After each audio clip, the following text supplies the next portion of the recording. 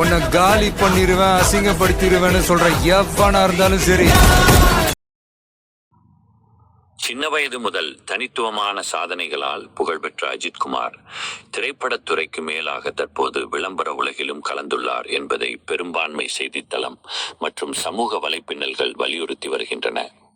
இதுவரை அவர் பொதுவாக விளம்பரங்களுக்கு தன்னைத்தானே அங்கீகரிக்காதவர் என்றும், பெரும்பாலும் திரைப்படங்கள் அல்லது தனிப்பட்ட முயற்சிகளுக்காக மட்டுமே பங்கேற்கும் அவர் சமீபத்தில் குளிர்பான சாஃப்ட் ட்ரிங்க் பிராண்ட் விளம்பரத்தில் காட்டப்பட்டார்.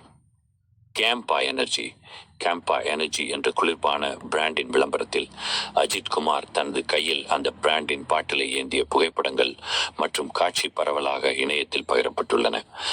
இவை சமீபமாக சமூக வலைத்தளங்களில் மற்றும் செய்தித்தளங்களில் வைரலாகி வருகின்றன. இதற்கு காரணம், அஜித் நிச்சயமாக அஜித்குமார் ரேசிங் என்ற தனது சொந்த கார் ரேசிங் அணியை நடத்துகிறார். அந்த அணிக்கு உதவி செய்தும் மூலதனம் பெற்றும் நிரந்தர ஆதரவாக கேம்பா நிறுவனம் தற்போது ஸ்பான்சராக உள்ளது.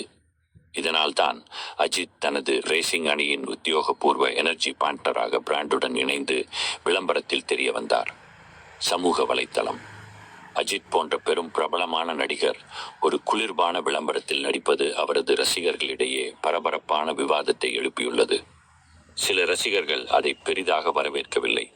பலரும் சமூக வலைத்தளங்களில் மீம்ஸ், விமர்சனங்கள் மற்றும் கருத்து பகிர்வுகளை வெளியிட்டு வருகிறார்கள்.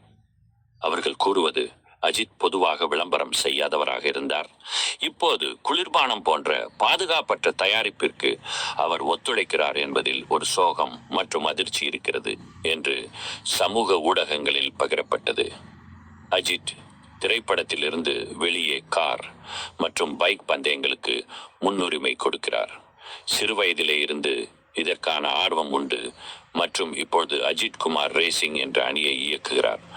இந்நிலையில் அந்த அணிக்கு பிராண்டிங் மற்றும் ஆதரவை பெற கேம்பா எனர்ஜி பிராண்டுடன் இணைந்து விளம்பர உலகில் அறிமுகமானார்.